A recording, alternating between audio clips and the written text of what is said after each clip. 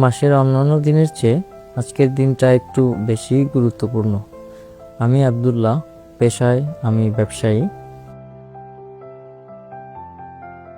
আমি একজন থ্যালাসেমিয়া রোগী। আজকে থ্যালাসেমিয়া ফাউন্ডেশন হাসপাতালে আমার ব্লাড ট্রান্সফিউশনের তারিখ আছে। এই ফাউন্ডেশনের সাথে রয়েছি দীর্ঘ 20 বছর। এই হাসপাতাল না থাকলে আমার কি হতো আমি জানতাম না। আমার যখন 4 বছর বয়স তখন আমার শরীরে রক্তের কঠিন ব্যাধি থ্যালাসেমিয়া ধরা পড়ে। আমার বাবা মা আমাকে নিয়ে বহু জায়গায় দৌড়াদৌড়ি করেছেন। তখনও থ্যালাসেমিয়া ফাউন্ডেশন হাসপাতালটি তেমনভাবে প্রতিষ্ঠিত হয়নি। এমন আধুনিক চিকিৎসা তো কল্পনার বাইরে ছিল। আমি যখন এই হাসপাতালে এসেছিলাম তখন আমি ছিলাম 24 নম্বর রোগী।